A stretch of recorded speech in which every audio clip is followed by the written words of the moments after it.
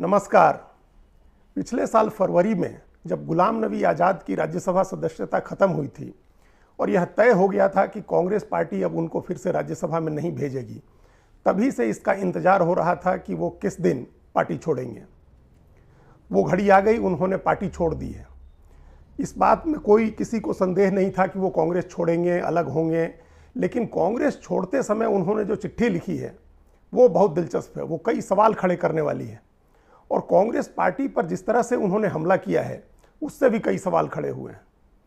Congress party में गुलाम नबी आज़ाद की वो हैसियत थी जो शायद ही किसी नेता को मिली होगी। पिछले 40 साल में शायद ही कोई नेता होगा जिसने सत्ता को इतने करीब से भोगा होगा, जो कांग्रेस में इतने ऊंचे पदों पर रहा होगा और जो सोनिया और राहुल गांधी या उनके पहले राजीव गांधी और इंदिरा गांधी के इतना करीब रहा होगा।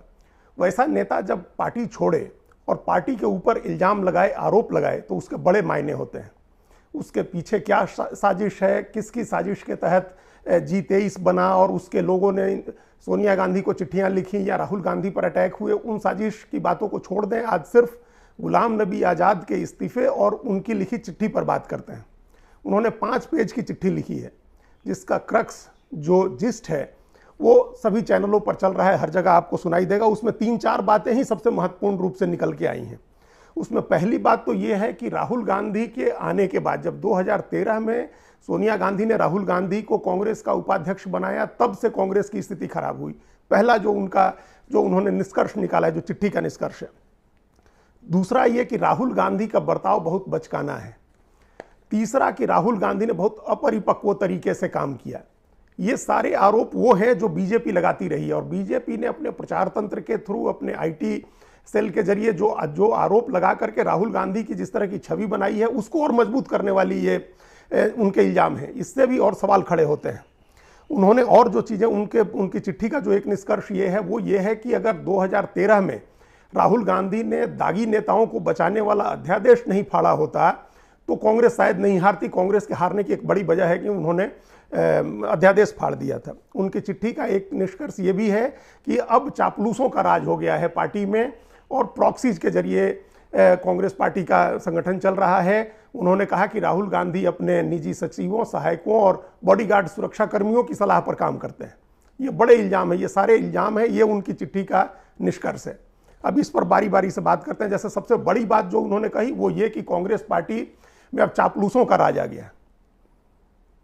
अब जो भी कांग्रेस पार्टी को जानते समझते हैं और सिर्फ आईटी सेल की तरफ से वायरल किए जाने वाले व्हाट्सएप मैसेजेज और सोशल मीडिया के मैसेजेज से इन्फ्लुएंस नहीं होते हैं, जो उनसे प्रभावित नहीं होते हैं और जो कहा जाता है उसको अपनी आंखों से देखते हैं, अपने दिमाग, अपनी बुद्धि से समझते हैं, वो लोग जानते हैं कि चापलूस का क्या मतलब होता है और आज कांग्रेस में किसकी लीडरशिप है, कौन नेता है। कांग्रेस के नेताओं की लिस्ट आप देखेंगे तो उस लिस्ट को सामने रख के गुलाम नबी आज़ाद से पूछा जा सकता है कि भाई इसमें बताएं कि इसमें कौन चापलूस है और कौन प्रॉक्सी है। जो कांग्रेस के मुख्य पद होते हैं, हम सिर्फ उनके बारे में आपको बताते हैं। कांग्रेस पार्टी अभी सरकार में नहीं है, 8 साल से सत्ता से बाहर है। तो कांग्रेस के दोनों सदनों के जो नेता हैं, राज्यसभा में कांग्रेस के नेता मल्लिकार्जुन खड़गे हैं।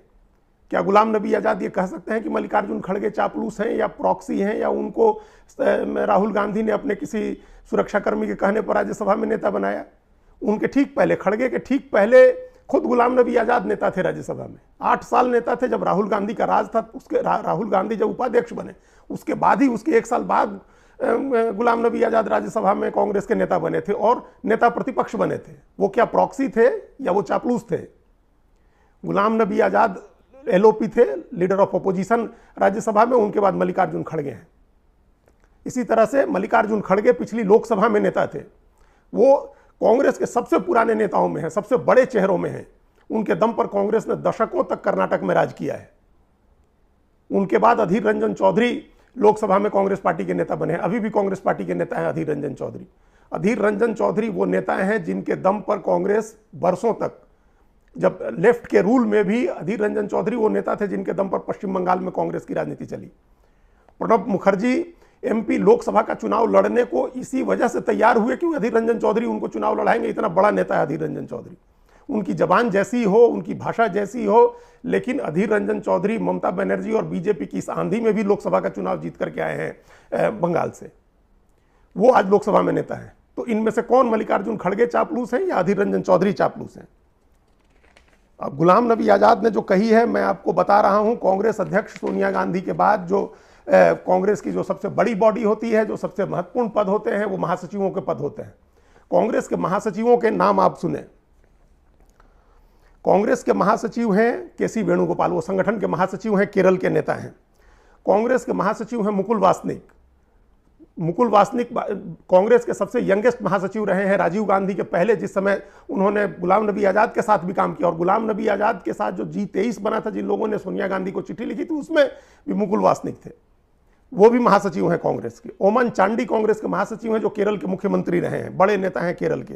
तारिक अनवर कांग्रेस पार्टी के महासचिव हैं, जो कांग्रेस में बहुत बरसों तक कांग्रेस में रहे और फिर छोड़ करके एनसीपी में गए शरद पवार के साथ और वापस कांग्रेस में लौटे हैं, वो महासचिव हैं। प्रियंका गांधी कांग्रेस की महासचिव हैं। अजय माकन कांग्रेस के महासचिव हैं। रणदीप सुरजेवाला कांग्रेस के महासचिव हैं।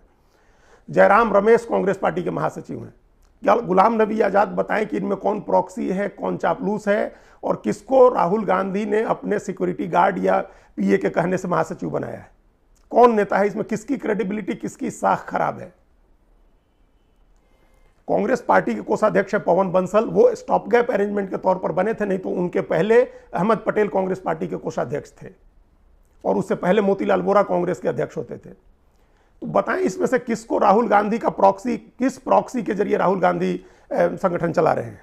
उसके बाद आती कांग्रेस की वर्किंग कमेटी है, जिस कांग्रेस वर्किंग कमेटी में मनमोहन सिंह है, AK एंटनी है, राहुल गांधी हैं, अभिषेक मनु सिंघवी हैं, अजय माकन है, अंबिका सोनी है, खुद गुलाम नबी आज़ाद इस्तीफा देने के पहले तक उसके सदस्य थे, आनंद शर्मा हैं, अविनाश पांडे हैं, हरीश रावत हैं, जयराम रमेश हैं, कुमारी शैलजा हैं, केसी वेणुगोपाल हैं, मल्लिकार्जुन खड़गे हैं, ललथन हवला हैं, मुकुल वासनिक हैं, ओमन चांडी हैं, प्रियंका गांधी हैं, P चिदम्बरम हैं, रणदीप सुरजेवाला हैं और तारिक अनवर हैं। क्या गुलाम नबी आज़ाद मीडिया को आकर के ये बता सकते हैं, उन्होंने अपनी चिट्ठी में लिख दी कि चापलूस हैं या प्रॉक्सीज हैं या सुरक्षा कर्मियों और पीए के कहने से राहुल गांधी संगठन के फैसले लेते हैं? क्या वो बता सकते हैं कि इसमें कौन आदमी प्रॉक्सी है, कौन आदमी पीए के कहने से रखा गया है, या कौन आदमी चापलूस है?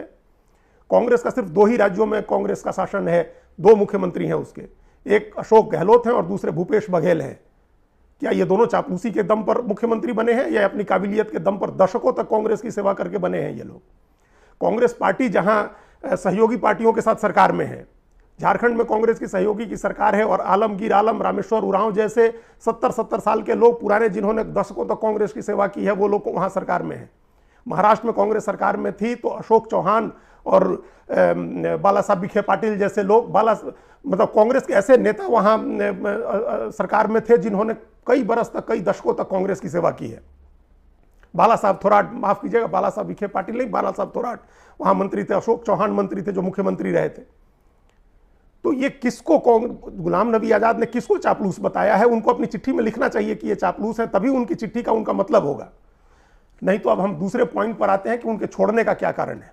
उनके छोड़ने का कारण जो है, उसके पहले उनकी चिट्ठी में जो उन्होंने अपने बारे में लिखा है वो देखिए। उन्होंने अपनी चिट्ठी के बारे में, अपने बारे में अपनी चिट्ठी में क्या लिखा है गुलाम नबी आज़ाद ने?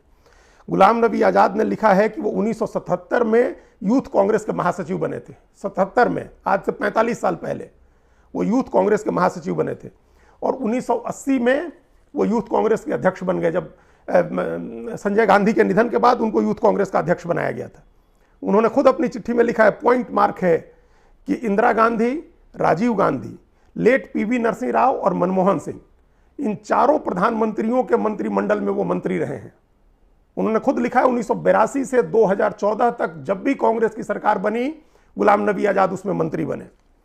उन्होंने खुद लिखा है कि 80 के दशक से कांग्रेस का जो भी अध्यक्ष बना उसकी कमेटी में गुलाम नबी आज़ाद महासचिव रहे हैं।